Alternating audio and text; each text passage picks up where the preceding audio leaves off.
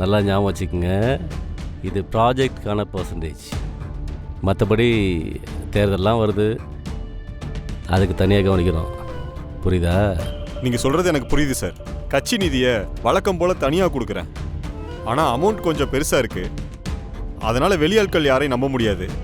உங்களுக்கு நம்பிக்கையான ஆட்கள் யாராவது இருந்தால் சொல்லுங்கள், அவங்ககிட்ட கொடுத்துட்றேன். டே கர்ணா,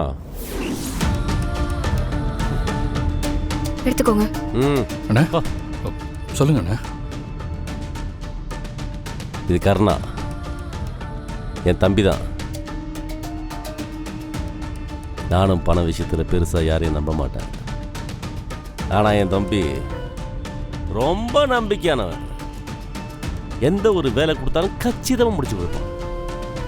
அதனால் நம்ம கட்டிங்னாலும் சரி, கட்சி நிதினாலும் சரி, பண விஷயத்த என் தம்பி கர்நாடக பேசி.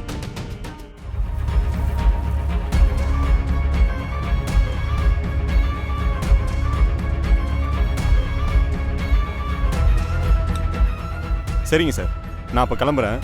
பணம் வந்ததும் தம்பிக்கிட்ட கொடுத்துருவேன். சரி, வரேன் சார்.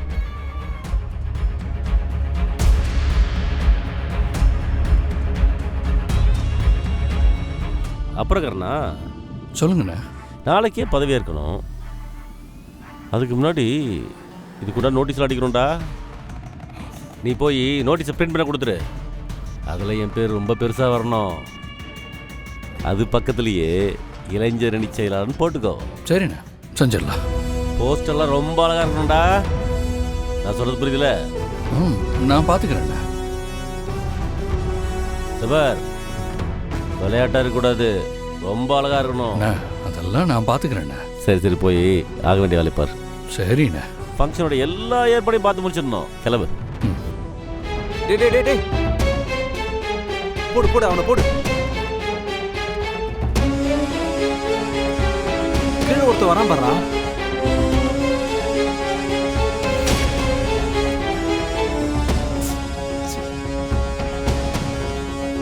கார்த்திக், டேய் சீக்கிரம் வாடா.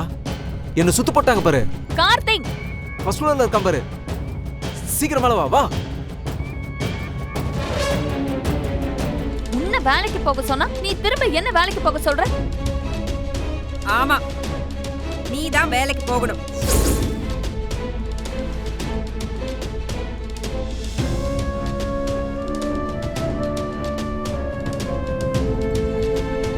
என் பையனை வேலைக்கு அனுப்பி நீ வீட்டுல உட்காந்து சொகுசா சாப்பிடறதுக்காகவா நான் உன்னை என் வீட்டு மருமகளை ஏத்துக்கிட்டேன்? நீ படிச்சிருக்க, மாசம் ₹1,00,000 சம்பாதிப்பேங்கிற ஒரே ஒரு காரணத்துக்காக தான் இந்த கல்யாணத்துக்கே ஒத்துக்கிட்டேன். இல்லன்னா ஒண்ணும் இல்லாத உன்னை என் பையனுக்கு கல்யாணம் பண்ணி வைக்க நான் என்ன பைத்தியக்காரியா?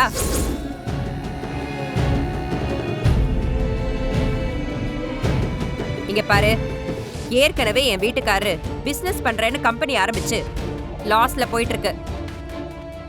அந்த கடன் எல்லாம் நீ தான் வேலைக்கு போய் அடைக்கணும். நான் எதுக்கு அதெல்லாம் அடைக்கணும்? ஓஹோ, எதிர்த்து பேசுறியா? எங்க அந்தஸ்துக்கு என் பையனுக்கு வேற ஒரு பொண்ணை கல்யாணம் பண்ணி வச்சிருந்தேன்னா வரதட்சணை கோடிக்கணக்கில் வந்திருக்கும். அதை வச்சு எங்க கடன் எல்லாம் அடைச்சிட்டு என் பையனுக்கு தனியா பிசினஸ் ஒண்ணு ஆரம்பிச்சு கொடுத்திருப்பேன்.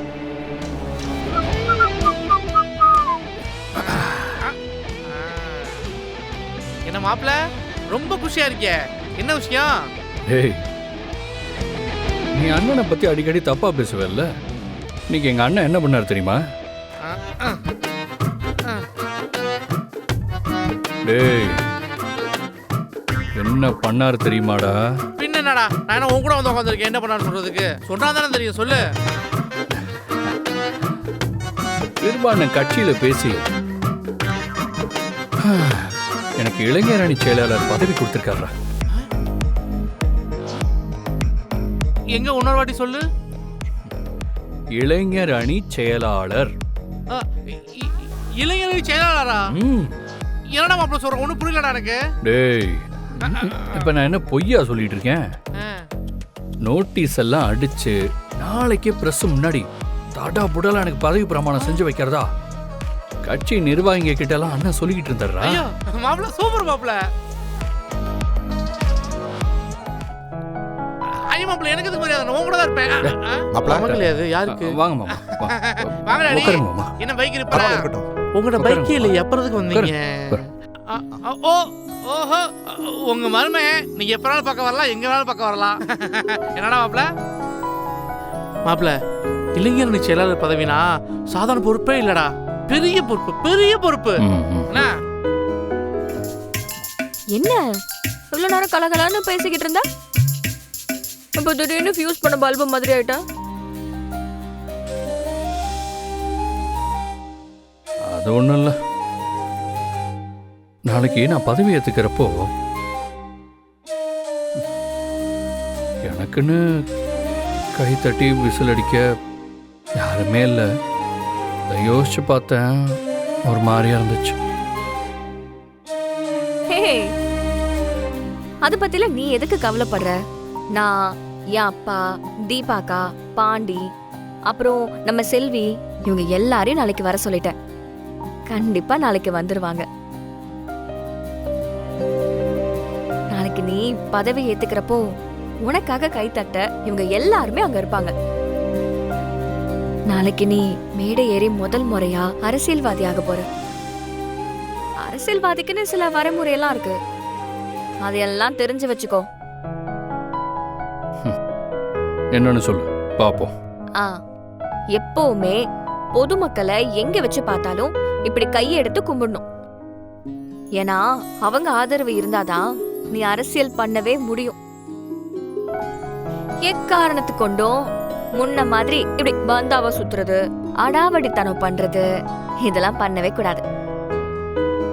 உன்கிட்ட யாராவது உதவின்னு வந்து கேட்டா உன் பவரை யூஸ் பண்ணி, பவர்னா இந்த பவர் இல்ல புரியுதா, இது இல்ல, உன் இன்ஃப்ளூயன்ஸை யூஸ் பண்ணணும்.